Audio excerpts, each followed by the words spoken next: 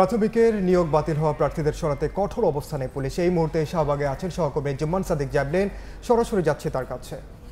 Javelin, এই মুহূর্তে আমরা অবস্থান করছি শাহবাগ এলাকায় এবং এখানে আপনারা দেখছেন যে আসলে জল কামানের যে গাড়িটি পুলিশের সেটি কিন্তু আমরা দেখছি কিছুক্ষণ আগে সেই জল কামান ব্যবহার করা হয়েছে।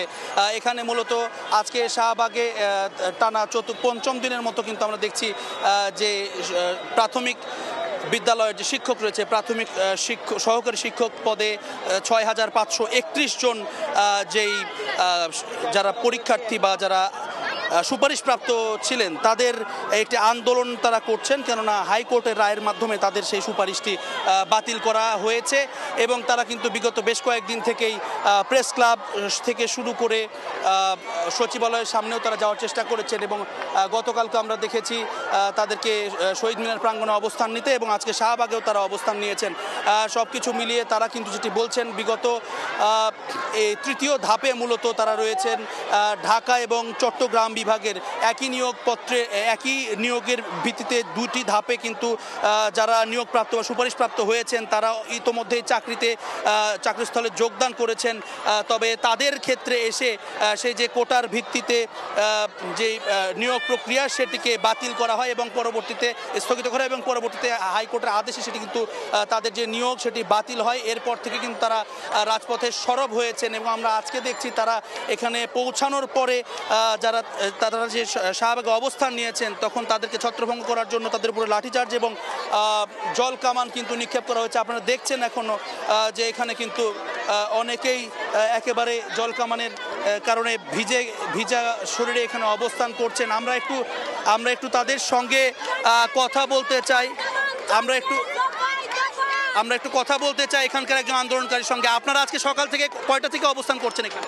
আমরা সকাল 10টা থেকে এখানে আছি, একটাই আমরা রাস্তা ব্লক করি।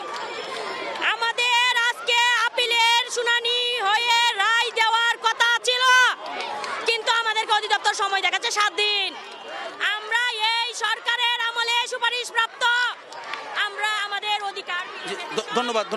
আপনারা দেখছিলেন আসলে তারা সকাল 10:30 থেকে তারা এখানে কিন্তু অবস্থান নিয়েছেন এবং দুপুর 1:30টায় তারা যে সড়ক অবরোধ করেন সেটি তারা বলছিলেন এবং তারপর পরেই কিন্তু তাদেরকে সড়ক খুব স্বাভাবিকভাবে এই আশপাশের যেই অত্যন্ত গুরুত্বপূর্ণ একটি মোড় শাহবাগ মোড় এবং বিভিন্ন আন্দোলনের কারণে কিন্তু প্রায়শই এখানে যেই যখন বন্ধ করা হয় তখন সারা শহরে কিন্তু সেই যানজটের একটি প্রভাব দীর্ঘ কয়েক ঘন্টা পর্যন্ত সেটি থেকে যায় এবং এরই ফলশ্রুতিতে আমরা দেখছি আসলে তারা যখনই সড়কটি ব্লক করেছেন বা অবরোধ করেছেন তখন কিন্তু এখানে তাদের উপরে পুলিশের পক্ষ থেকে সরে যাওয়ার কথা বলা হয়, তাদের অনুরোধ করা হয় এবং পরবর্তীতে তারা না সরতে চাইলে আসলে এখানে তাদের উপর জল কামানের প্রয়োগ করা হয়েছে, জল কামান নিক্ষেপ করা হয়েছে, এমনটি কিন্তু আমরা দেখেছি।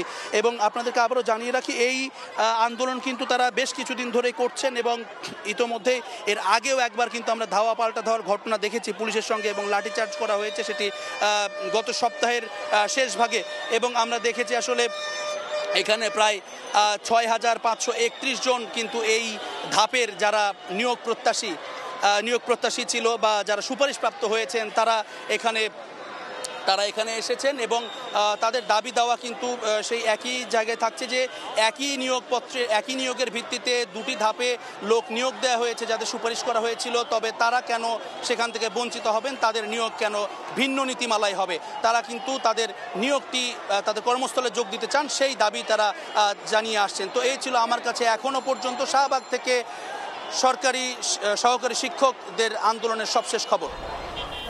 সরাসরি যুক্ত ছিলাম রাজধানীর শাহবাগে।